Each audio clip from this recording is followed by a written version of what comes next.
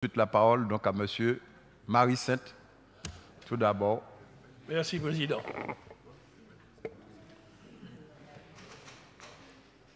Évidemment, comme d'habitude, mes propos vont provoquer beaucoup d'émoi. Mais je dis d'abord, dans cette salle, lorsqu'on parle, il faut dire la vérité. J'ai entendu un rapporteur, il a dit qu'il s'exprimait, vous l'avez donné la parole comme rapporteur de la commission gouvernance et affaires financières et juridiques. Mais j'ai l'impression que ce n'est pas l'avis de la commission qu'il a donné, c'est son avis personnel. Pourquoi? Parce que si je suis bien informé, lorsque la commission s'est réunie, il n'y avait que deux élus. Le président de la commission et un membre du Grand Assemblée. Donc, l'avis qu'il a donné, la position, le membre du Grand Assemblée n'a pas donné d'avis. Il a tenu de donner d'avis. Donc, la position qu'il a donnée comme étant celle de l'avis de la commission, c'était sa position personnelle. Il n'a pas parlé très longuement. J'aurais aimé savoir son temps de parole, comment ça sera imputé à son groupe. Voilà la première mise au point que je voulais faire, parce qu'il faut faire les choses dans la transparence.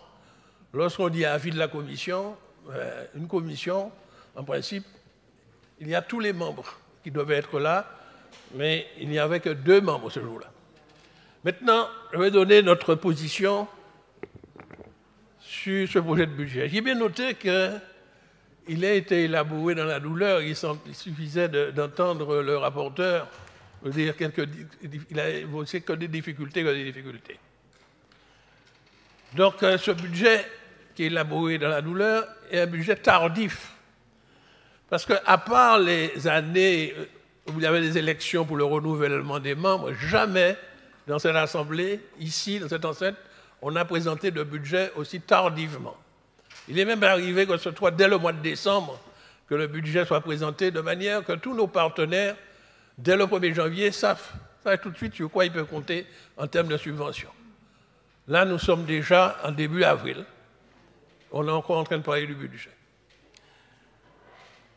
Alors, si je peux le qualifier, pour moi, c'est un budget de déclin.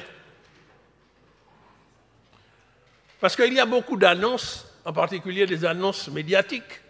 Mais lorsqu'on regarde le détail de tout ce gros document qu'on nous a transmis, il y a peu de réalisations concrètes. Tout est en baisse.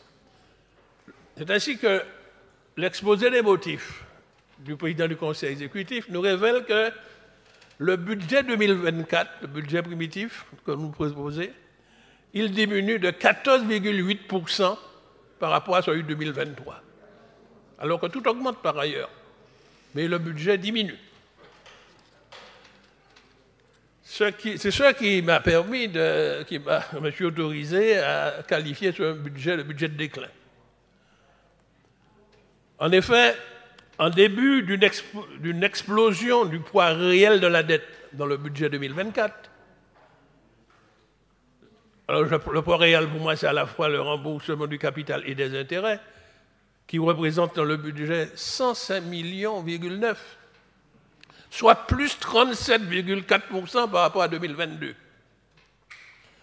Les secteurs clés de l'investissement pour le développement sont annoncés tous en baisse par rapport aux annonces de 2023. Nous attendrons le compte administratif 2023 pour savoir effectivement ce que vous avez investi. Mais j'ai comparé le primitif de 2024 par rapport au primitif de 2023. Les transports, pourtant essentiels, sont en diminution de 32,8%. L'action économique, sur laquelle les entreprises comptent beaucoup, c'est en diminution de 57,2%.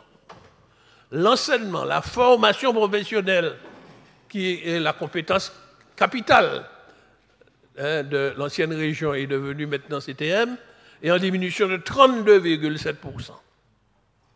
Culture, vie sociale, jeunesse, sport et loisirs, en diminution de 27,2%.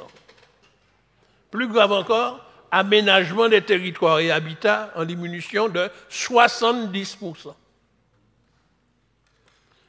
L'environnement Et nous avons un rôle considérable à jouer dans ce domaine. Il est en diminution de 56,50%. La sécurité, j'ai entendu que c'est peut-être un secteur très important, etc. Quand je regarde au niveau des chiffres, parce qu'il y a des annonces, c'est bien les chiffres, diminue de 56,50%. Pardon, la sécurité, 52,24%. Santé, action sociale. Or, RSA, parce que la RSA, c'est une situation particulière, mais le reste, la santé et l'action sociale, diminution de 29,4%. Les services généraux, et pourtant, on a eu une longue litanie sur les services généraux pour montrer comment ils sont importants, mais quand ça se traduit en chiffres, c'est une baisse de 69,60%.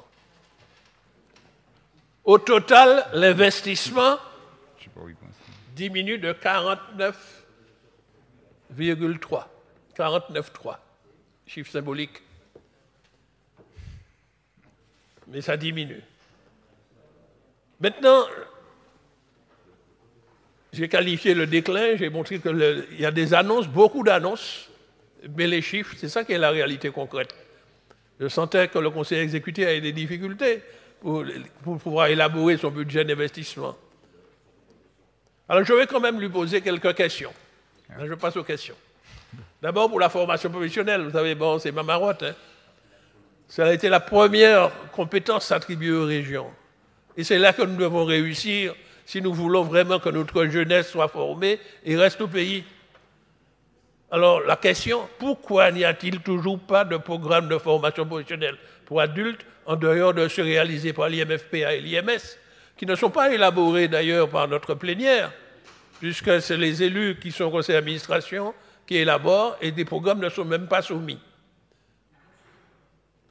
Bien, en tout cas, personnellement, je participe à l'élaboration du programme de l'IMFPA, j'essaie de faire au mieux, mais je pense que, comme par le passé, il aurait dû y avoir un débat ici pour que le programme de formation professionnelle pour toute la Martinique, pas seulement ce qui se fait dans les satellites, soit l'œuvre de l'ensemble de notre Assemblée.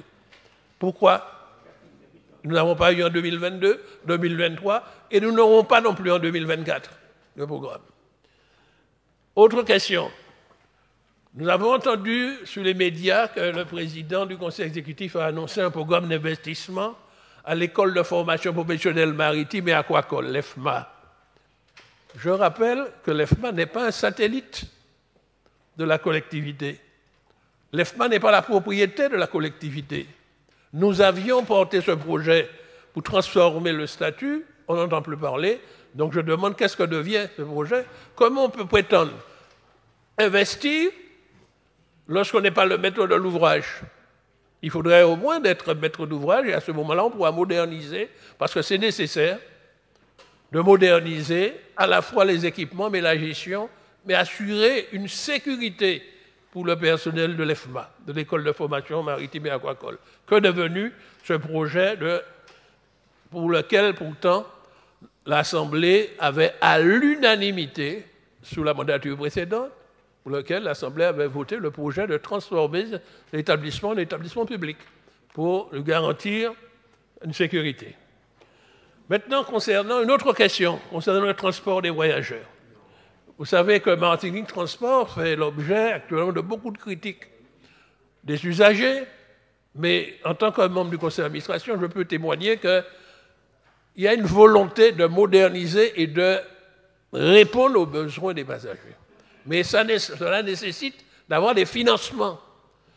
Les EPCI qui sont membres du conseil d'administration ont quelques difficultés à doter la Martinique Transport des financements, parce que les financements souhaités auprès des EPCI ne sont pas obtenus. Sachez qu'en 2023, il y avait des financements qui avaient été souhaités, on n'a obtenu que la moitié. Évidemment, les EPCI nous ont expliqué les difficultés financières qu'ils avaient. Donc l'effort doit être fait par d'autres collectivités. Je n'ai pas vu trace. Alors est-ce que la collectivité se contentera simplement de reconduire les montants donnés en 2023, tout en sachant qu'il y a de nouvelles délégations qui sont en cours de négociation actuellement et qui prévoient l'extension du transport maritime vers le nord, Carbet, Saint-Pierre, et vers le sud, aux Anses d'Arlé, avec une ligne nouvelle à l'étang d'Abricot, cela nécessite des financements supplémentaires.